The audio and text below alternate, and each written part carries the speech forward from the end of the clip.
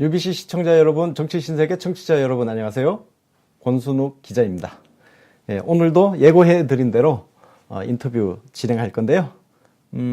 이해찬 국무총리, 한명숙 국무총리 두 분의 국무총리를 모셨던 분입니다.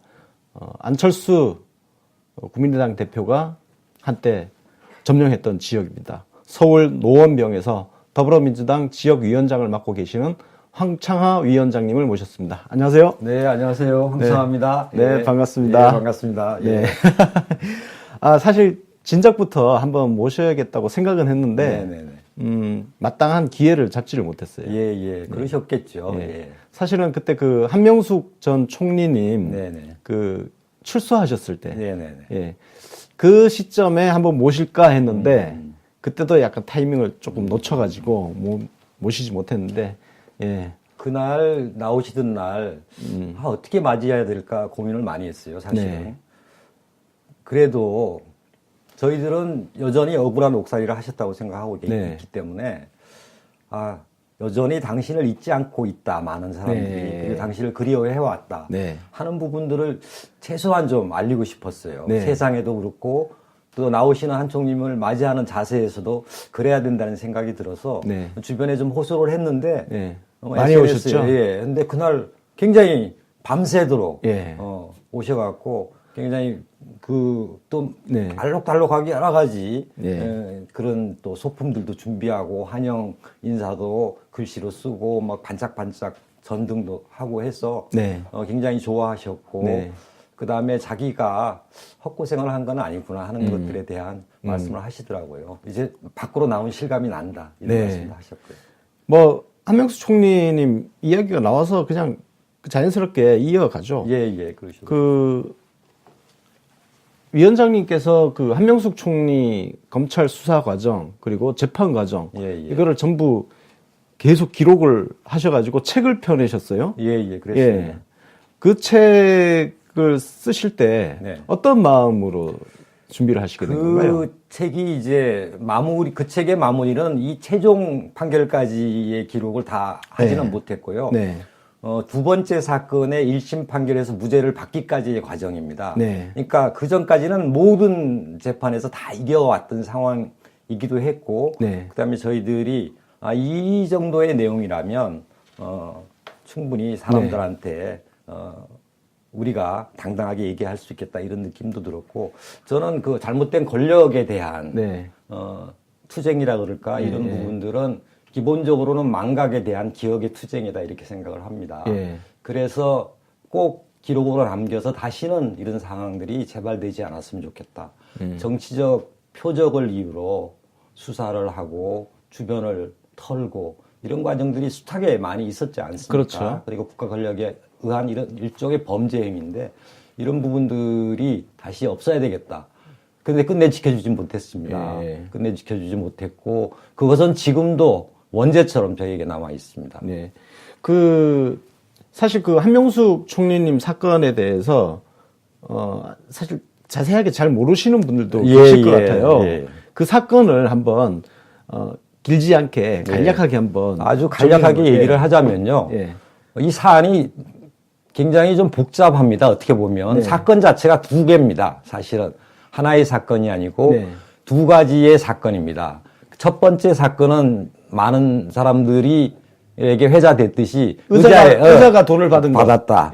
이 내용이었죠. 국무총리 공간에서 의자가 돈을 받은 사건. 이렇게 뭐 정세균 의장도 당시에 오시고 장관이었죠. 당시에 오시고 이런 만찬 그 회식 자리에서 어떤 사람이 뇌물로 5천 불인가 5만 불인가를 의자에 놓고 갔다 이제 처음에는 사실은 그것도 의자가 아니었어요.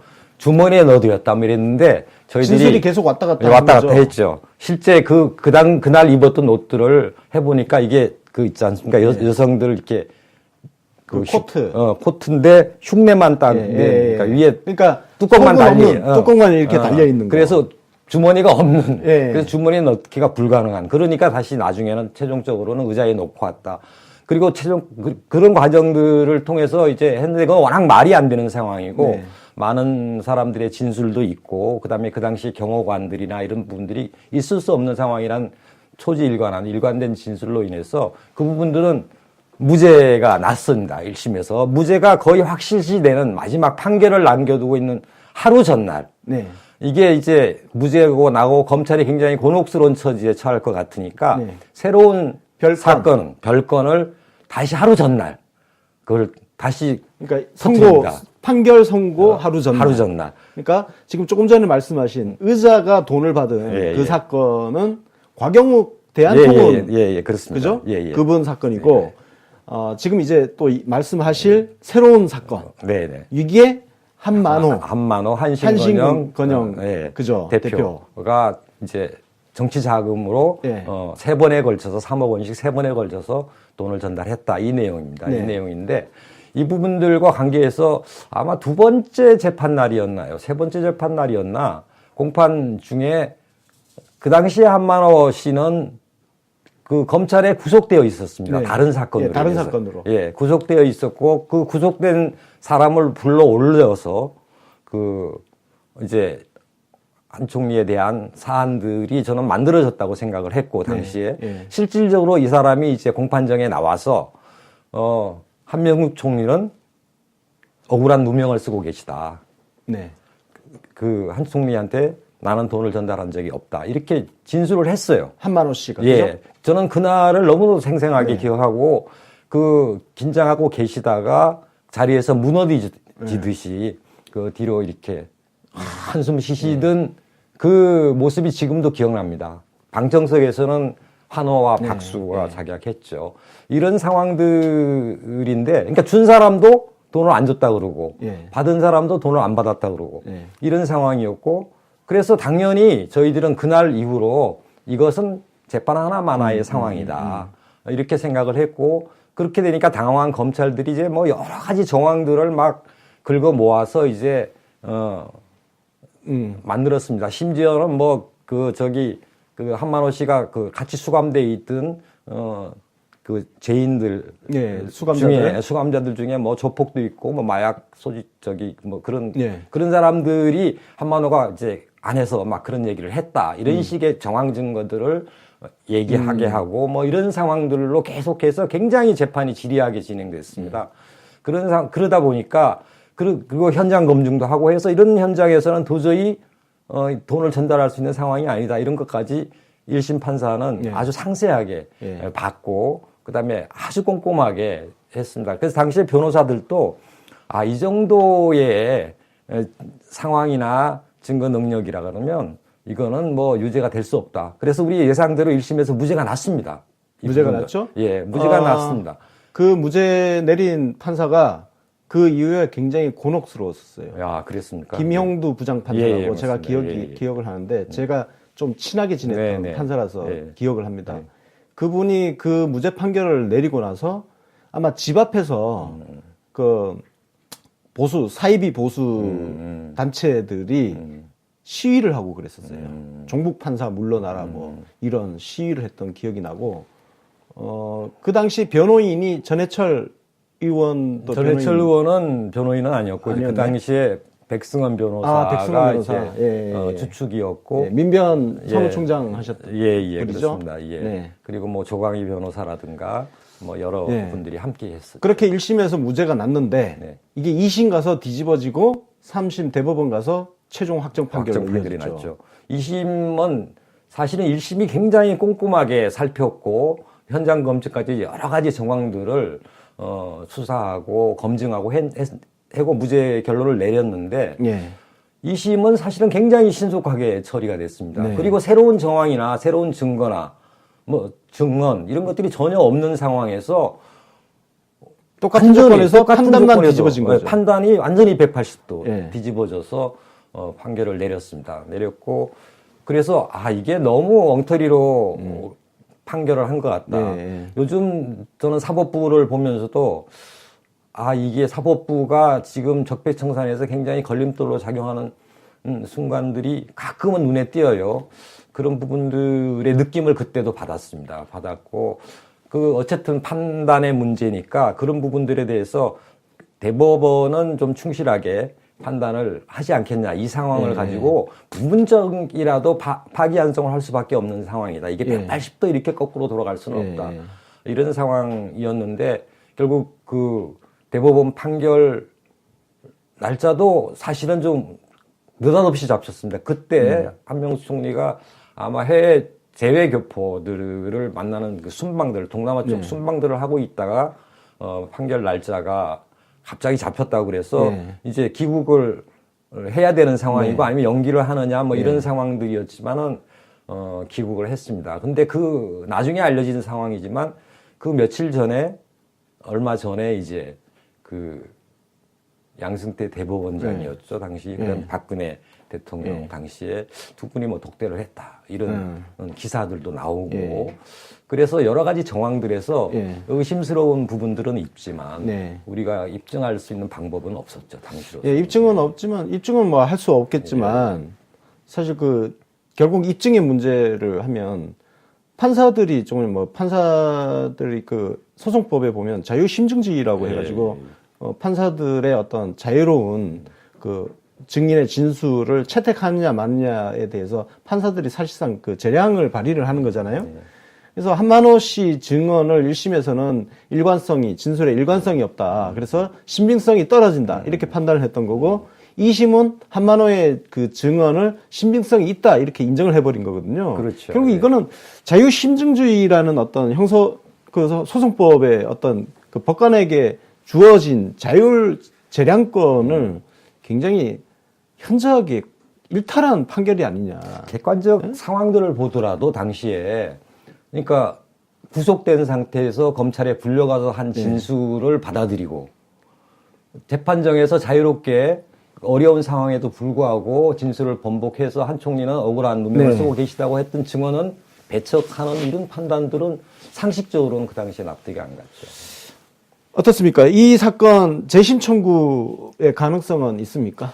재심 청구를 하려면 저희들도 이제 새로운 정황이나 증거들을 좀 확인해야 되지 않습니까?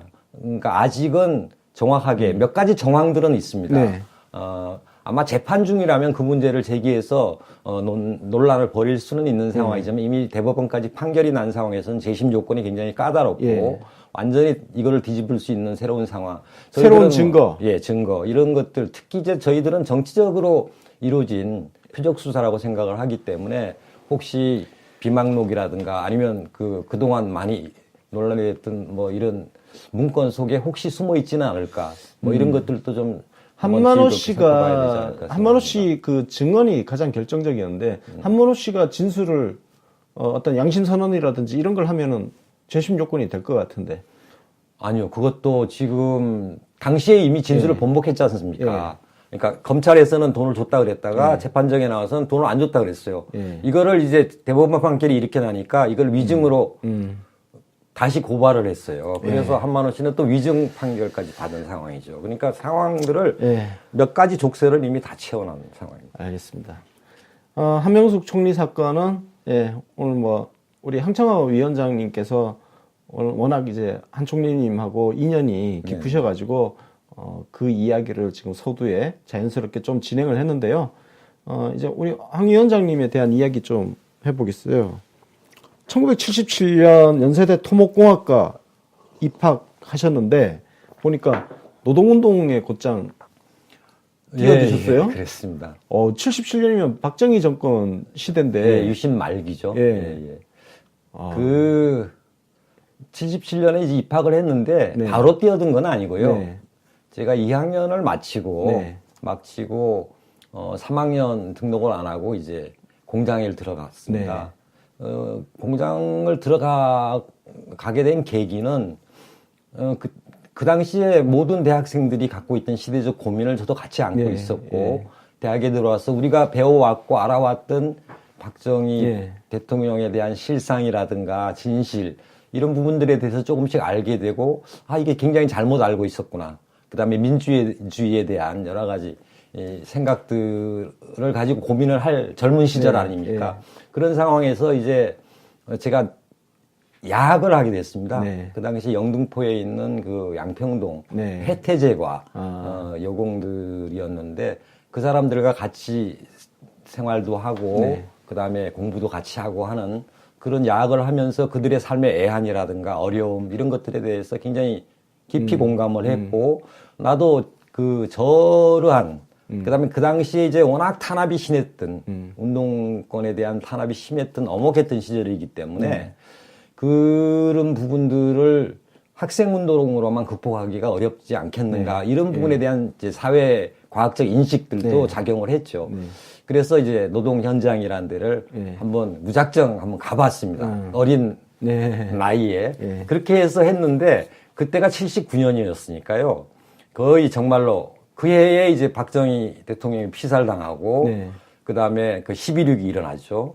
그리고 그 이후에 소위 얘기하는 그 80년 그 서울의 봄, 그 다음에 강주 항쟁으로 이어지는 그 현대사의 격동기를 제가 겪게 되는데 공장을 다니다가 이제 막 상황이 너무 급변하고 하니까 너무 세상 돌아가는 게 또 한편으로는 공장에 처박혀 있을 수만은 없는 상황이 돼서 다시 복학을 하게 됐습니다.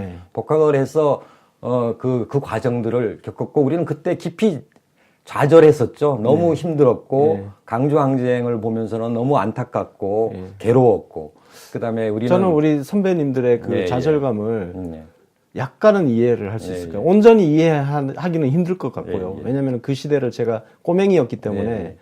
근데 저는 이제 87학번인데 그때 그 12월 대선 패배 이후에 그 느꼈던 그 좌절감, 절망감 이게 사실 그 80년을 거쳐오신 그 우리 선배들의 그 좌절감만 하겠냐 그런 생각은 좀 하고 있습니다. 뭐 이루 말할 수 없었죠. 그리고 그 상황에서도 어떻게 할 수 없는 그런 안타까움 같은 것들 내가 뭘 할 수 있을까 이런 고민을 했었고 그러다가 이제 그러면 본격적으로 내가 일찍이 좀 경험을 했던 짧은 기간에 노동 현장에서의 경험을 되살려서 본격적으로 좀 장기적인 계획을 가지고 현장에 들어가자.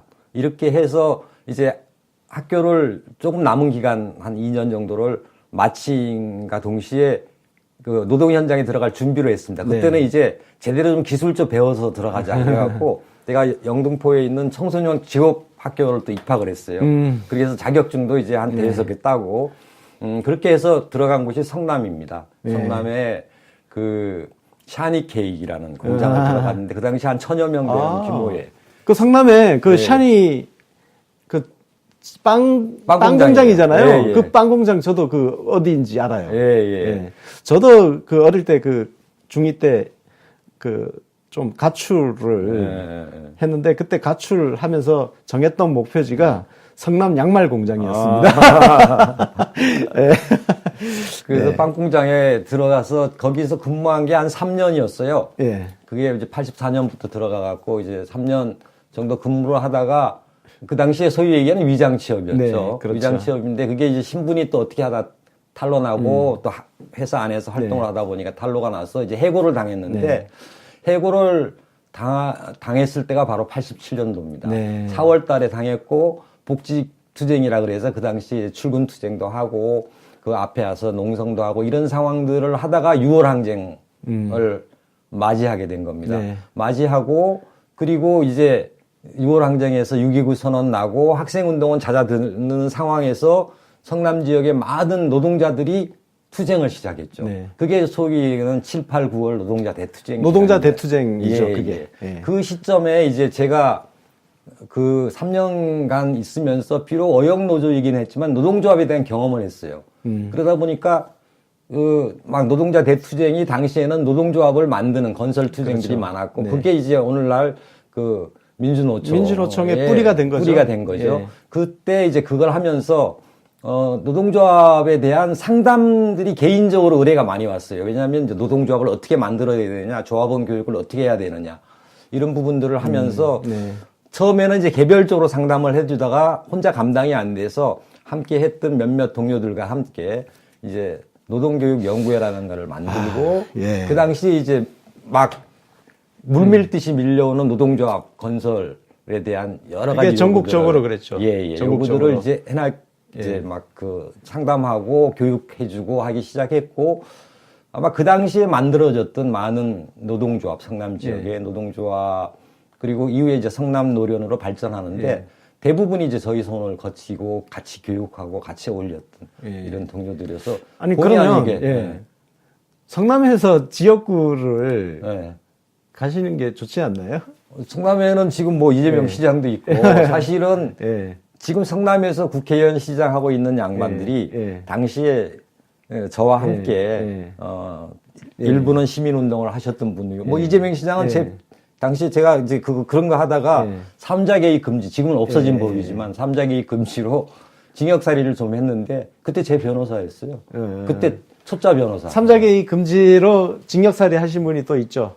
노무현 대통령님. 부산에서 그 시기에 성남에서 그렇게 하실 때 부산 경남 지역에서는 우리 노무현 대통령, 문재인 대통령께서 그렇죠, 그 일을 하셨죠. 많이 그랬습니다. 울산 뭐 경남 이쪽이 워낙 또 대규모 공장들이 많고 격렬했죠. 자, 자식이 참 그래 좀 공부 열심히 해서 대학교 그렇게 가더니 노동운동을 한다고 그렇게 가면 부모님 입장에서는 좀 막 한숨 쉬시고 그랬을 것 같아요. 사실은 처음에는 말씀을 못 드렸죠. 이런 일을 하고 있다는 것조차. 그렇겠죠. 내가 공장을 다니면서도 숨기고 다녔을 거 아니에요. 다녔죠. 겉으로는 학교 다니는 척하면서 그런 상황이었고 그다음에 취업을 했다고는 얘기를 해도 뭐 그럴듯한 사무직 노동자로 있는 걸로 얘기도 하고 이제 이렇게 지내왔던 세월이 있는데 결국 감옥까지 가게 되니까 뭐 그때 부모님들이 받은 충격은 굉장히 컸죠.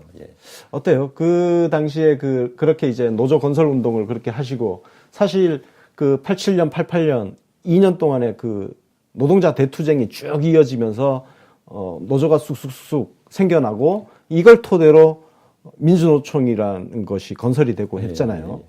근데 지금 30년이라는 세월이 지나고 나서 이렇게 보니까 그 당시 노조 건설의 열매를 정규직 중심의 민주노총이 일종의 독점을 하고 있는 거 아니냐 이런 비판도 지금 굉장히 많거든요.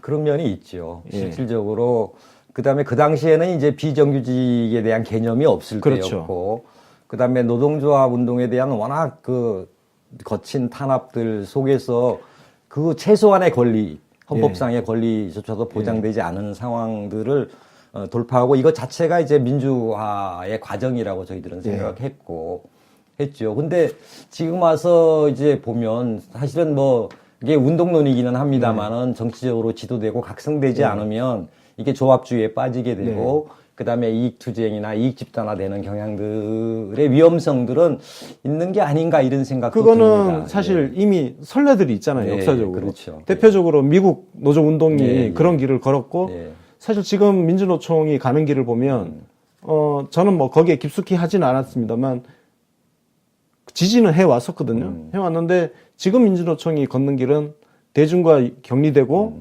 스스로 고립이 되고 그래서 미국 노조운동이 걸었던 그런 길을 걷고 있는 것 아니냐 그런 생각을 좀 하고 있거든요. 그러니까 사회주의권의 몰락이라든가 뭐 이렇게 들어가면 얘기가 이제 너무 옆으로 들어갈 수 있는데 뭐 그런 것들이 사실은 사회를 어떻게 바꿔나가고 변화시켜야 되는가에 대한 많은 사람들의 이론적인 고민들이 있었고 우리가 그런 격동들을 이제 겪어오면서 때로는 좌절하기도 되고 이 길이 맞는가 고민하기도 되고 이랬던 과정들이었던 것 같고요. 지금 저는 또 그 이후에 이제 제도 정치권에 들어와서 여러 가지 상황들을 겪게 되고 그다음에 어떻게 해야 되는가에 대한 고민들이 또 현실적으로 내가 또 그 노동 현장에서 겪었던 것과 제도 정치권에서 겪었던 그런 상황의 차이들 속에서 또 이게 합리적이고 지금 우리가 현실적으로 결정할 수 있는 거는 무엇일까 이런 고민들이 끊임없이 제가 정치권에 있으면서도 해왔던 고민이기도 합니다. 자, 그러면 그 이후에 뒤늦게 이제 그 임채정 전 국회의장 그 보좌관으로 정치권에 들어오셨어요. 임채정 전 국회의장께서 원래 지역구가 그 노원 쪽이시죠? 노원 지금 그 당시는 가불로 있었을 때 노원이었습니다. 그 제도권으로 들어오신 이유가 있을 것 같아요.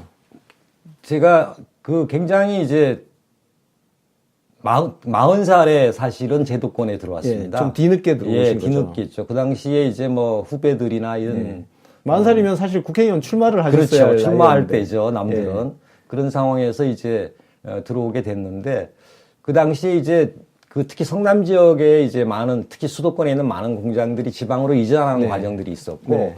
그 다음에 일정 정도 아까 말씀하셨던 그런 문제 때문에 노동운동이 일정 정도 좀 이렇게 수도권을 중심으로 약간 쇠퇴하는 상황들, 그 다음에 공장 수도 줄어들고 규모도 작아지고 하는 어려움, 이러면서 이제 여러 가지 고민들이 있던 상황이고, 또 현실적으로는 먹고 사는 문제도 있었습니다. 네. 저도 이제 그때는 이미 결혼을 했고, 아이들이 있고, 이런 현실적 고민 속에서 그럼 무엇을 할까? 내가 할 수 있는 일은 무엇일까? 이제 이런 고민들을 여러 가지로 해서 이것저것 시도를 하던 차에 어떤 분이 이제 그때 막 정권이 바뀌었을 때요. 네.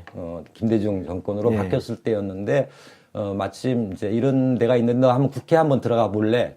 이런 제안이 있어서, 저는 사실 그 당시에 임채정 의장님을 알고 있는 상황들은 아니었는데, 가서, 뵀었어요. 네. 그래서 이제 일하고 싶습니다. 그랬더니, 그 다음날부터 당장 출근하라 그래서, 나를 뭘 보고 했을까? 아마 내 인상이 좋아서 그랬을까? 뭐 이런 생각도 들었습니다만은, 그래도 어쨌든 저는 굉장히 운 좋게 이렇게 함께 할 수 있었고, 마침 또 임채정 의원님이 당시에, 새롭게 이제 집권하게 됐었잖아요, 당시에. 노무현 대통령. 아니요. 김대중 예, 대통령이 김대중 집권하게 대통령. 됐을 때 정책위 의장을 당에서 맡게 됐어요. 예. 그 전이 이제 이해찬 총리가 예. 정책위 의장도 하고 뭐 그랬던 건데. 그 정책위 의장 그러니까 집권 여당의 이제 정책위 의장은 굉장히 그 당시는 막강했습니다. 예. 당 3역이라 그래갖고 예.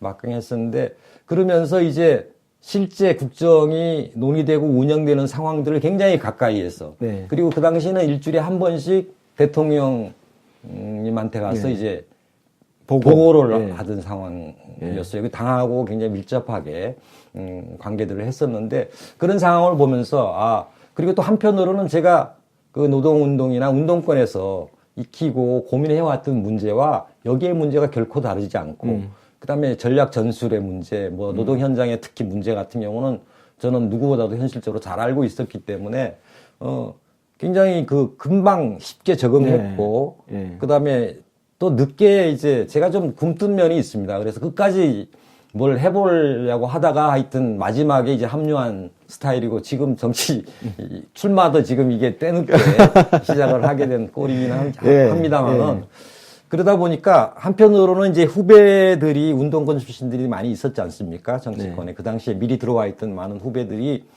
저를 굉장히 나름대로는 좀 굉장히 좋게 생각하고, 어떻게 보면 약간 존경의 영으로 바라보고 이런 것들이 있어서 굉장히 도움을 받았고, 제가 한 1년 일을 했는데 굉장히 명보좌관, 명참모로서 소문이 자자하게 돼서 한 10년 일한 줄 알고 사람들이 이후에는 그렇게 됐습니다.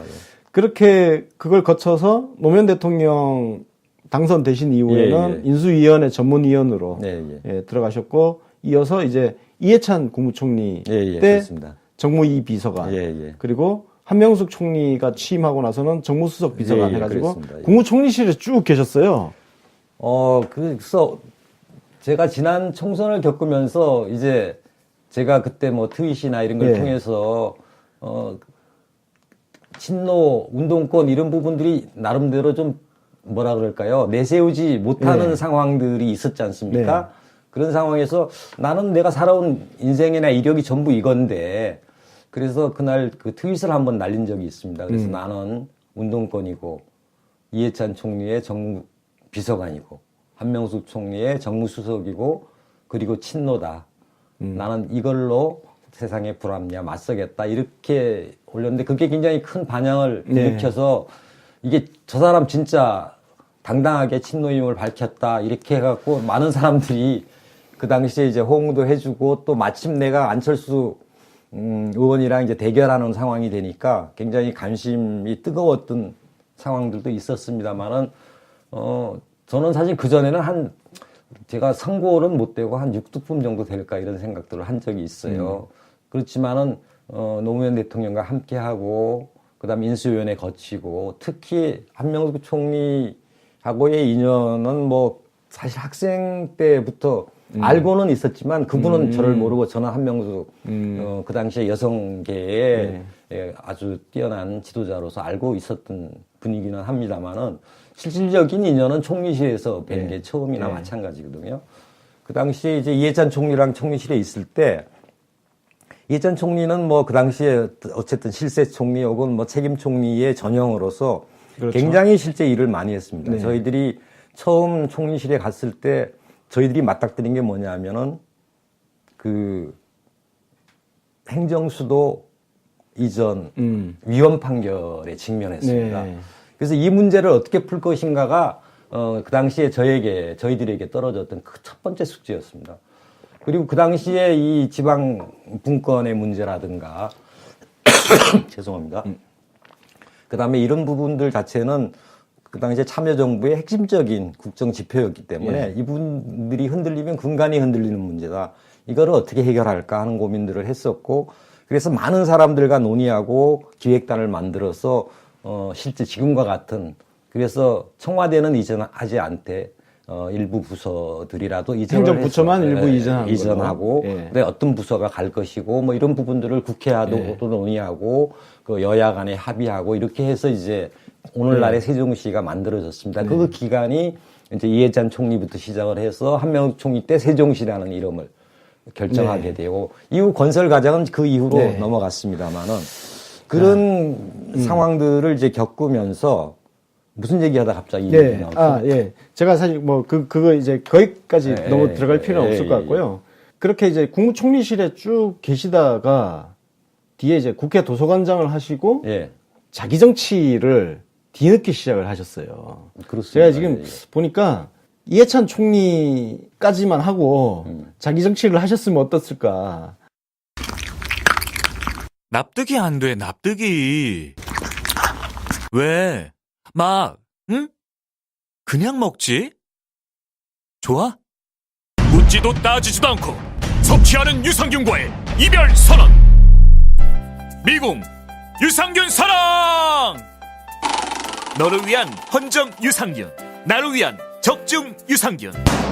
매일매일 너에게, 빵빵한 너에게, 민감한 너에게, 약해진 너에게. 유산균 사랑 4종 출시. 내 몸 사랑 최후에 부르는 깨어있는 유산균의 조직된 힘. 지금 검색창에 미궁 유산균 사랑을 검색하세요. 아니면은 예를 들어서 이런 거죠.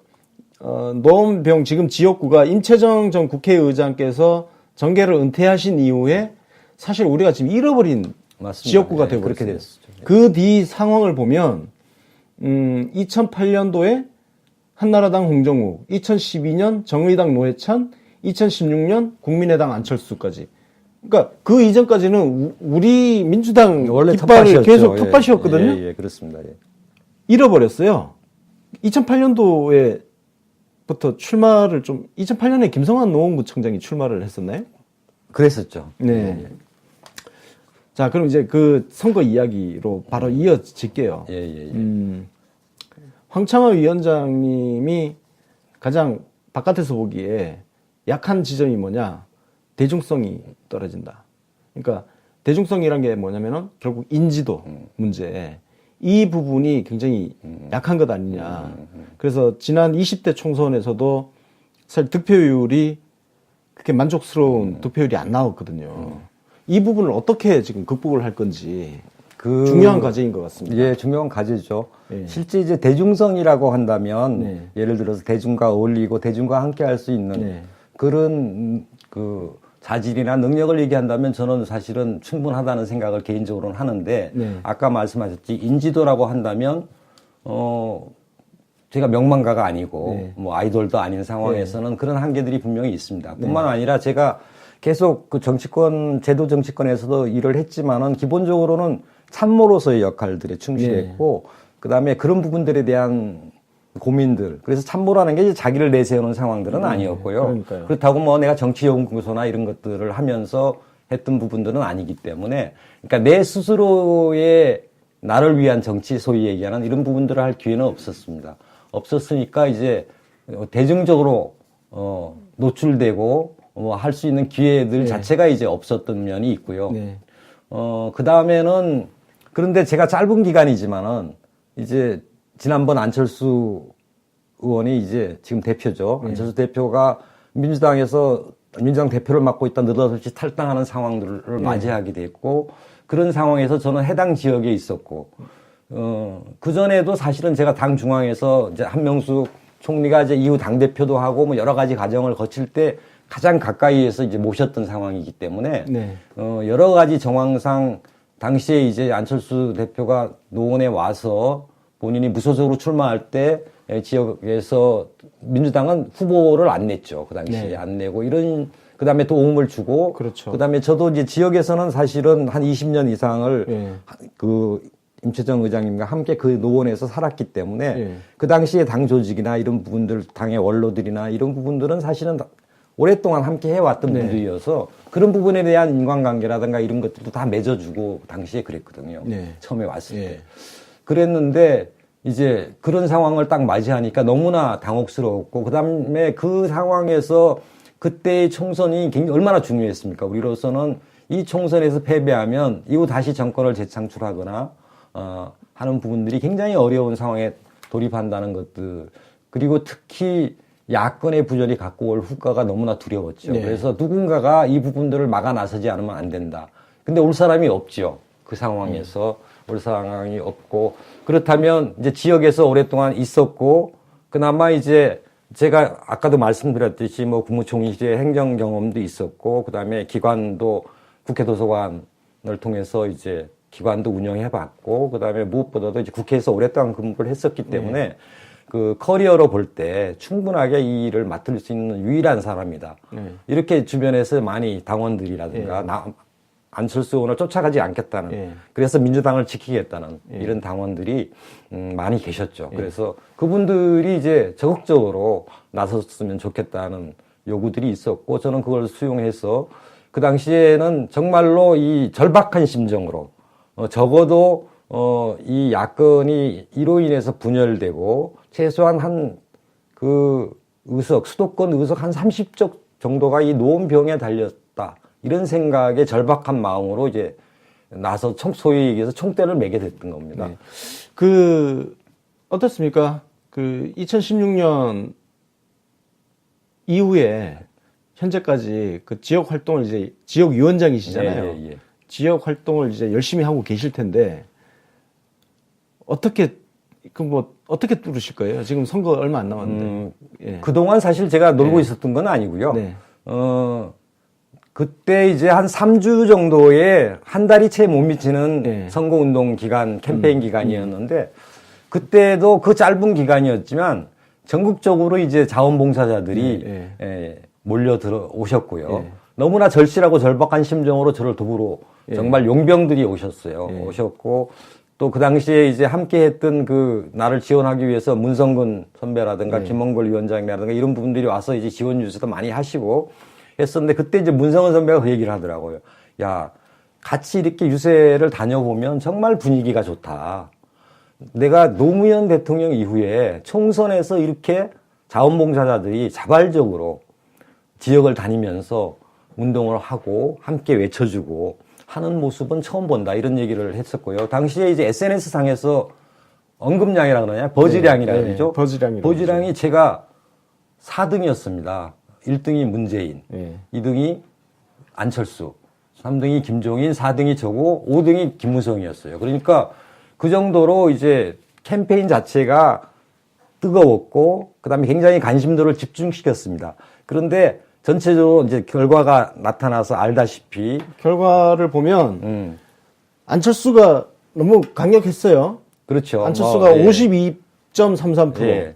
여기에 새누리당 이준석이 31.32%. 여기는 뭐 저쪽 원래표니까. 그러다 보니까 우리 위원장님께서는 13.94%. 결국 안철수를 이제 몰아주는 전략 투표가 이루어졌죠. 그러니까 그 구도가 사실은 처음부터 끝까지 저를 힘들게 만들었던 요소 중에 하나가 나를 찍으면 혹시 새누리당이 되면 어떨까 하는 것에 대한 우려들이 여전히 있었고, 그 당시 호남을 중심으로 불었던 국민당에 대한 바람, 그 다음에 그런 구도, 이런 것들이 실질적으로 이제 중간중간 이제 조사들을 저희들도 하지 않습니까? 조사 결과를 보면 저도 한 25% 20%대에서 25%대 정도를 차지하고 있다가 막판에 쭉 빠지더라고요. 자, 이번에는 이제 그 지역구가 안철수 대표가 의원직 사퇴를 하면서 대선 예, 예. 출마를 위해서 의원직 사퇴를 하면서 치러지는 선거이기 때문에 안철수 본인은 출마를 못 하잖아요. 네네, 그렇습니다. 자, 문제는 변수가 또 생겼어요. 예, 예. 지금 들리는 소리에 의하면은 김성환 노원구청장이 출마한다는 설도 있어요. 예, 예. 지금 사실은 이제 아직 확정된 예. 지역이 노원병이 처음 확정됐다가 이제 얼마 전에 성파을이 되고 예. 아직은 이제 최종적으로 확정된 지역이 이제 없지 않습니까? 예. 그러다 보니까 여러 가지 정치적 야망이라 그럴까? 예. 정치적 여긴 포부를 밝히는 사람들이 한 번씩은 다 찔러보는 지역인 것 같아요. 예. 처음에는 뭐 박원순 신작부터 시작돼서 뭐 안희정 지사, 얼마 전에는 정봉주 예. 전 의원까지도 얘기되다가 최근에는 이제 수그러드는 모습인데 그리고 이제 김성환 청장 얘기도 나오고 있습니다. 저는 뭐 누구나 출마할 수 있죠. 피선거권이 있는 한은 출마 자격이 있고 그다음에 그런 부분과 관계해서 그동안 제가 한 2년 정도의 지역 활동을 해왔고 네. 여러 가지 이제 당 조직 그러니까 안철수 의원을 따라갔고 뭐 당이 완전히 4분 오열됐던 이 상황들을 수습하고 조직 체계를 갖추고 외연을 확장하고 하기 위해서 여러 가지 대중적인 활동도 하고 소위 더불어 황신회라고 저희들이 영화 보는 모임이 있는데요. 네. 한 달에 뭐 200~300명씩 한 달에 한 번 월 1회 함께 영화를 봅니다. 그래서 네. 그동안 뭐 택시 운전수도 보고 군함도도 보고 좋은 영화들을 매번 선정해서 자발적으로 하는데 굉장히 호응들이 좋습니다. 뿐만 아니라 뭐 산악회라든가 이런 것들도 오랫동안 전통 있는 산악회인데 그동안 완전히 망가진 산악회를 다시 복원해서 월 1회 정도 이제 200~300명씩 또 같이 산에도 가고 예. 이런 식의 대중활동들도 하고 그럼 지역을 지금 이제 구석구석 골목골목 지금 다니고 계시는 거죠? 다니고 있죠. 다니고 자, 있고 예. 그다음에 민원 사항들도 이제는 저한테 들고 찾아오는 경우도 굉장히 많이 있고. 예. 자, 그러면 당내 경선을 해야 되잖아요. 네네네. 지난 20대 총선에서도 그때 경선을 거쳐서 이제 후보로 그렇습니다. 나셨던 거고. 그러면 민주당에서 뭐 예를 들어서 김성환 구청장이 그 노원구청장 3선을 포기하고 이분도 뭐 18대 총선에서 한번 낙선했던 경험이 있기 때문에 이 지역구에 대한 아마 뭔가 그 미망이라고 할까요? 그게 있을 것 같아요. 출마를 하게 되면 경선을 하게 되잖아요. 네네. 어때요? 경선을 하게 되면 그것은 뭐 사실은 이제 김성환 청장하고 저하고는 네. 굉장히 오랫동안 함께 해온 네. 그렇죠. 관계죠. 네. 그리고 이제 학교도 선후배 예, 관계고 예. 제가 이제 선배고 후배고 그리고 뭐 우리 노무현 대통령 예. 밑에서 같이 일을 했던 가까이 했고 관계고. 예. 그다음에 제가 처음 상계동 들어왔을 때 이제 그 친구는 이제 구의원하고 있었고 예. 그래서 그런 관계로 오랫동안 같이 지역에서 인간관계도 겹치고 모든 네트워크들도 중복되는 경향이 있고 네. 그다음에 이제 현직 구청장으로서 해왔던 프리미엄들이 있죠. 네. 실제 선거상 상황상 뭐 유리할 수 있는 측면도 있고 합니다만은 또 저는 구청장 혹은 지방자치단체가 하는 일과 국회의원이 해야 될 일이 있고 현직이 갖는 장점이 있는 반면에 그들이 갖는 또 피로감도 있거든요. 네. 그래서 그런 부분들에 대해서 저를 바라보는 눈길들이 굉장히 절실해요, 사람들이. 제가 사실은 아주 냉정하게 얘기하자면 뭐 같은 동료이기도 하니까 이런 얘기를 하기는 그렇습니다만은 그러니까 나는 정치적 야망과 정치적 대의는 다른 문제라고 생각하거든요. 사실은 정치에 있어서 대의가 가장 중요하고 사실은 정치적 대의를 도외시한 야망만으로 갈 때 이제 정치가 굉장히 정치가들이 가오를 범하기가 굉장히 쉽지 않습니까? 그런 면에서 저는 사실은 초지일관했고 단심으로 왔고 그다음에 노원병지역의 당원들뿐만 아니라 정말 민주진영의 자존심을 지키기 위한 노력으로서 사실은 지난번 총선에 출마했고 어려운 상황들을 돌파해 왔고 그다음에 지난 대통령 선거를 누구보다도 지역에서 특히 안철수의 근거지인 노원병에서 반드시 이겨야 된다는 결심을 가지고 했고 또 그 대선 기간에도 이번에는 전국뿐만 아니라 세계적으로 또 자원봉사자들이 저희 지역에 몰려왔어요. 네. 그래서 뭐 미국 미네소타에서도 오고 홍콩에서도 오고 이런 과정들을 통해서 누구보다도 많은 사랑과 그다음 나에 대한 기대들을 확인했고 이것이 내가 정치적 대의로서 마무리를 지어야 되겠다 하는 결심을 가지고 있기 때문에 저는 뭐 어떤 상황이더라도 당당하고 최선을 다하고 그다음에 뭐 잘 이길 수 있다. 뭐 이렇게 생각을 합니다. 예.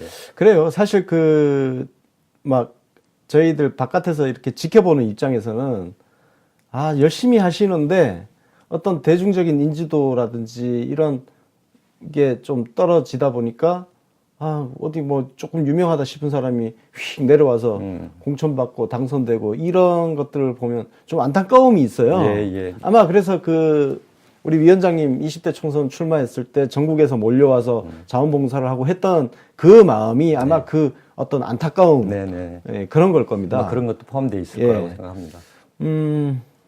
어떻든 이제 뭐 경선이 이제 치러지면 일단 경선 승리하는 것부터 시작을 해야 되는 거니까. 뭐 오늘 이렇게 불러주신 것 자체가 저에게는 굉장히 좋은 또 기회를 제공해 주신 것 같아서 감사드리고요. 저쪽 국민의당 쪽에서는 누가 출마할까요? 지금 뭐 안철수 대표의 부인이 출마한다는 이야기도 막 나오고 그래요. 저도 사실은 이제 아직은 감이 안 잡힙니다.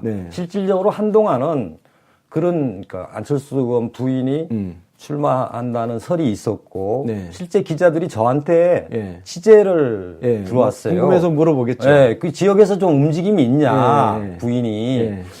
그 당시에는 뭐 지역 행사나 이런 데 거의 오지 않았고 그다음에 안철수 의원이 의원직은 사퇴했지만 지역위원장은 그대로 유지하고 있거든요.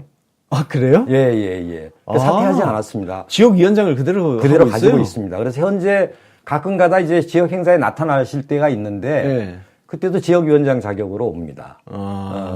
그렇기 때문에 그것도 좀 이해가 안 가는 측면이 있어요. 왜 그러면 노원병 지역에 대한 본인의 미련이라 그럴까?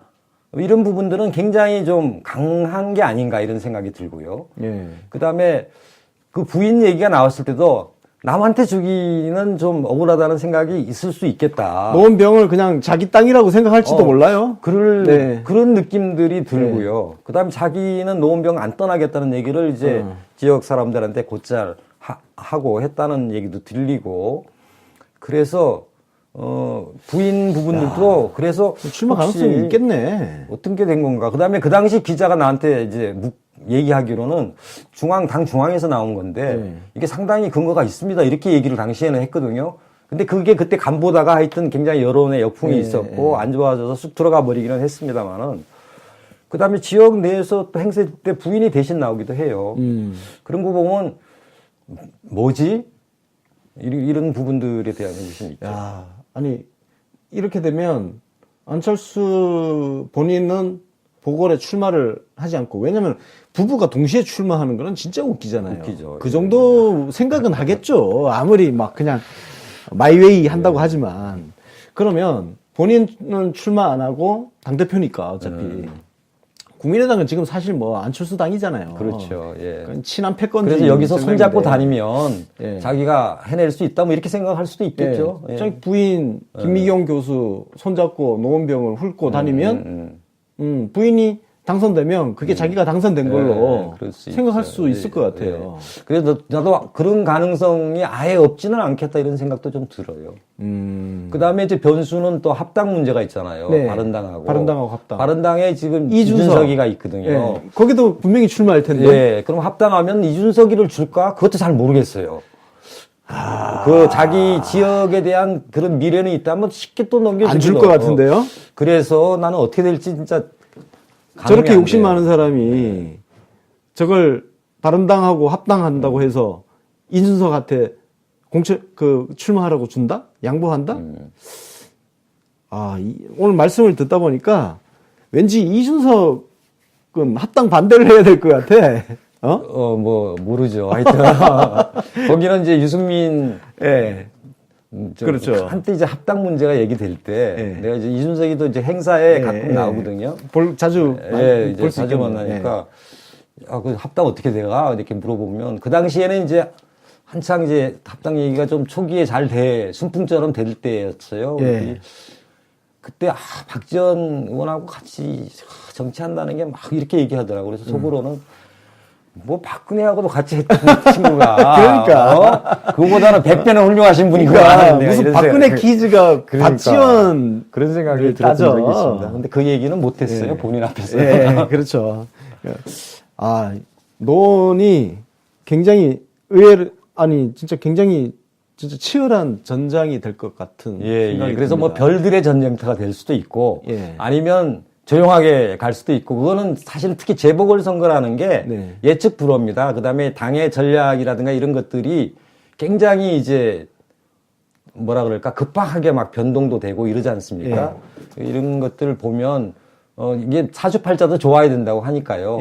어쨌든 저로서는 할 수 있는 게 진인사 대천명이라고 최선을 다하고 그다음에 최선을 다한 만큼 후회하지 않고 그다음에 결과에 대해서 충분히 납득하고 뭐 이런 과정으로 저는 평생 그렇게 살아왔기 때문에요.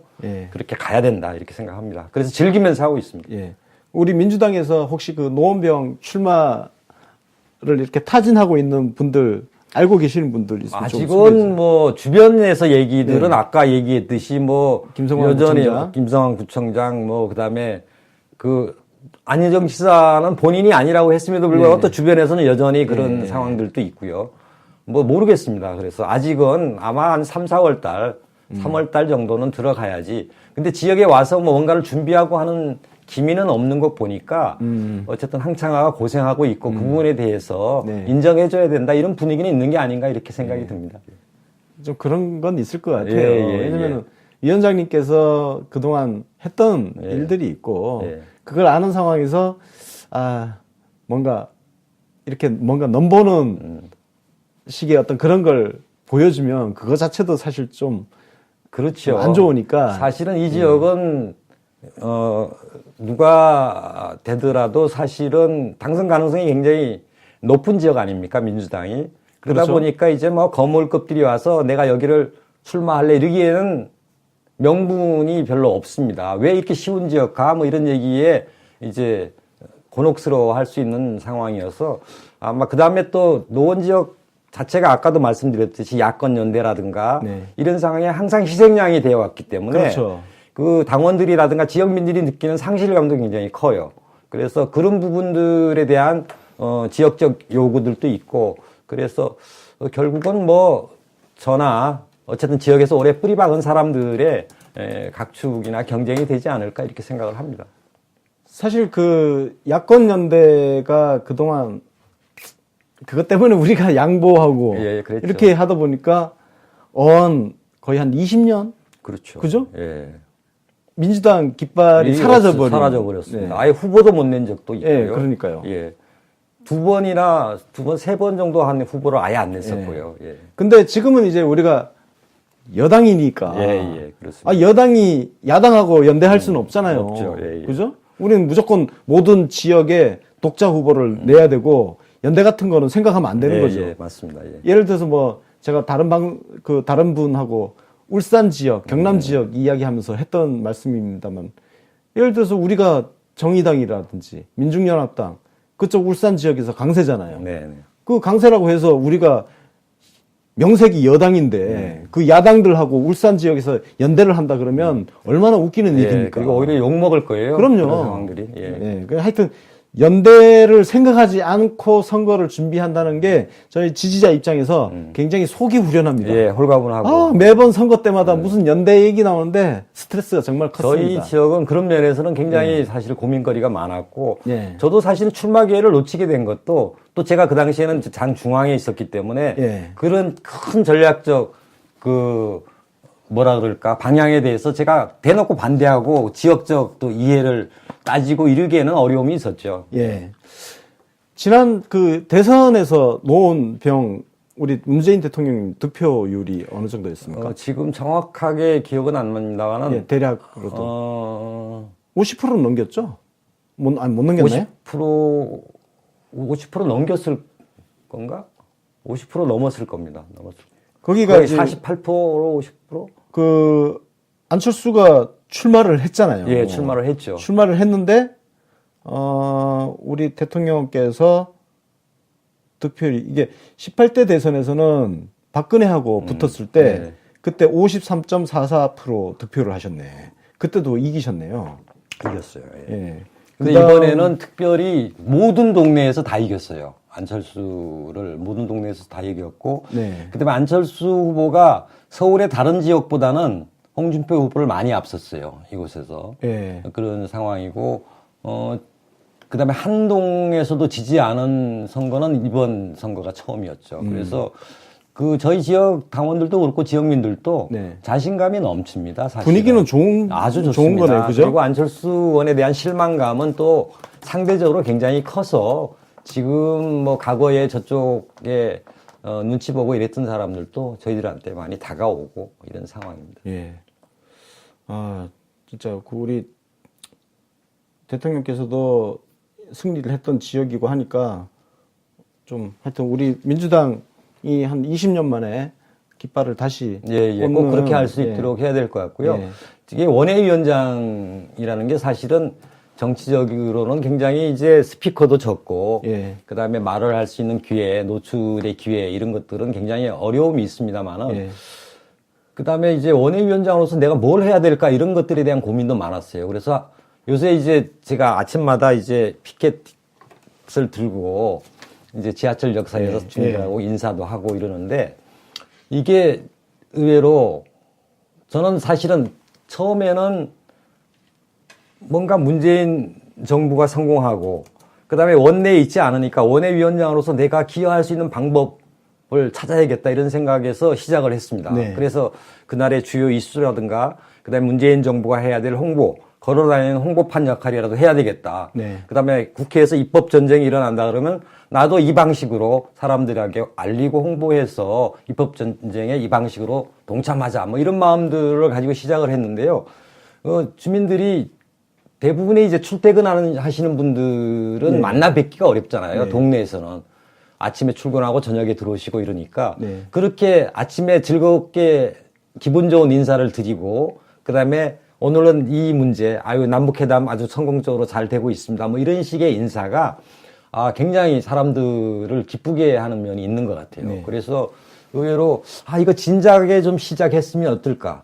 이런 생각도 들고, 원외위원장들도 이렇게 기여할 수 있겠구나. 지난번 예산안 갖고 막 복잡할 때는 이제 제가 피켓팅을 했는데, 예산안 꼭 이러이러한 것들을 위해서 통과돼야 된다 이런 피켓팅을 하는데, 누가 그러더라고요. 뭐 댓글이나 이런 데 보면, 아마 이게 원외위원장으로서는 예산을 가지고 이렇게 피켓팅을 적극적으로 하고, 인사하고 하는 것들은 처음인 것 같다. 이런 식의 얘기를 또. 현재 그 노원병 지역구에 주요 이슈가 좀 있을 것 같아요. 지역 자체가 갖고 있는 이슈 있죠. 몇 개 소개 좀 해주십시오.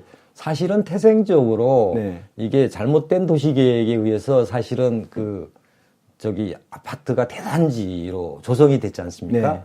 그러다 보니까 거의 배드타운화 되어 있습니다. 그리고 도심으로부터 또 거리는 멀고 이러다 보니까 이제 태생적으로 안고 있는 문제가 이제 교통 문제가 항시적으로 존재하고 거리상 멀으니까. 그 다음에 지역 내에 어떤 일자리라든가 이런 것들이 없이 대부분이 도심까지 출퇴근해야 되는 상황이니까 일자리 문제라든가 이런 것들. 그래서 자족적 기능들이 굉장히 취약하고.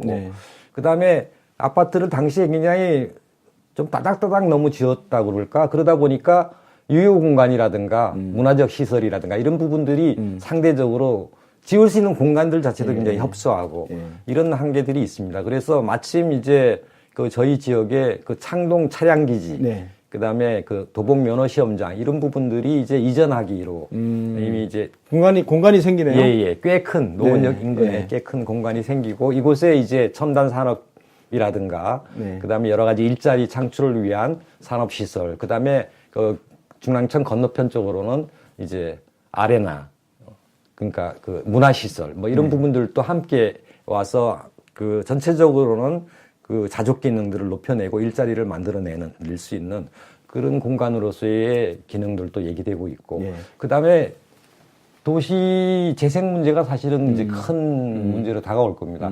아마 최초로 건설된 실제 계획도시, 신도시 아니었습니까? 상계동 지역이라는 데가. 그 노원병이 지금 동이 어떤 동이 있는 거예요? 노원병은 상계동 전체 중에서 상계 6, 7동을 제외한 상계동 전체입니다. 그러니까 상계 6, 7동을 제외한 1동부터 5동까지 10동까지 있습니다. 10동까지 있어요? 예, 예. 그러니까 1, 2, 3, 4, 5, 8, 9, 10동이 예, 그렇습니다. 노원병. 예, 예. 그러니까 이제 노원구로 따지자면 제일 북쪽 수락산, 수락산 쪽 이제 불암산 일부를 안고 있고, 그 다음에 노원, 의리, 이제 뭐 중계동, 그렇죠. 하계동이 중심이고, 그 다음에 노원, 갑원, 월계, 공릉동 이렇게 구성되어 있습니다. 예. 그렇게 되어 있군요. 예, 예.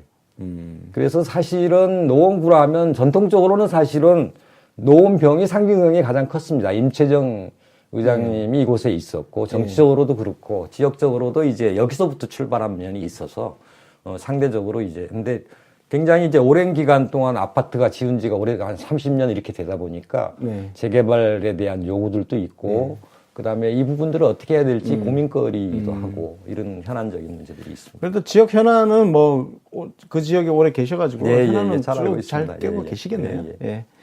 뭐, 정책 측면에서는 준비되어 있는 후보라고 할 수 있을 것 같고요. 예. 자, 우리 당원 지지자들이 우리 황창화 위원장님의 인지도를 높이고, 그래서 경선 승리하고 본선에서 승리할 수 있는 그런 토대를 닦는데 도와드릴 수 있는 방법이 있어요. 어떻게 도와드리면 될까요? 기본적으로는 사실은 저희 지역으로 이사를 오시면 제일 좋고 그렇지 않은 다음에야 아시는 지인들이라든가 주변 사람들에게 굉장히 황창화란 괜찮은 사람이 있고 정말 소신을 가지고 정치를 하고 문재인 정부의 성공과 그다음에 이 나라가 나라답게 대응하는 그런 과정에 크게 기여할 수 있는, 크게 쓰일 수 있는 사람이다 하는 것들을 많이 알려주시고 또 저희 이제 조만간 예비후보 등록도 하고 이렇게 후원회도 만들어지고 하면 뭐 좀 성원도 해주시고 이런 것들이 실제로 저에게는 굉장히 힘이 되고 어떤 도움이 되는 그런 일이 아닐까. 예비후보 등록은 언제 할 수 있나요? 그 국회의원 보궐선거 예비후보는 그러니까 120일 전입니다. 4개월 전이니까 2월 중순경에 2월 중순 설 연휴 지나면은 가능하겠네요. 직후나 직전이나 뭐 이렇게 되지 않을까 싶습니다.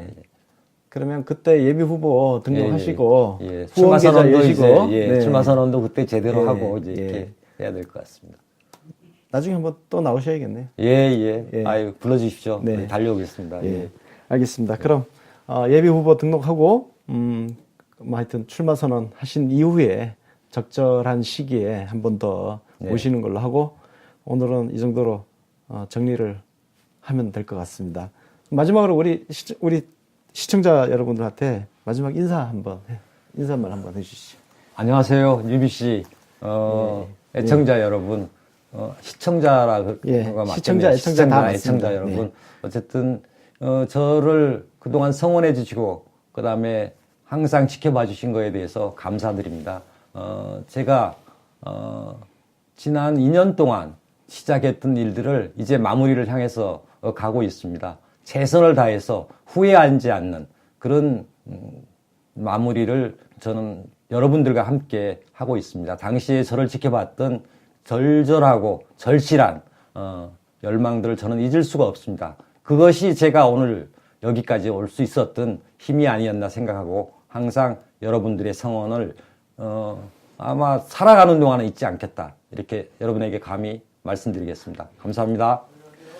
자, 지금까지 시청해주신 여러분 감사하고요.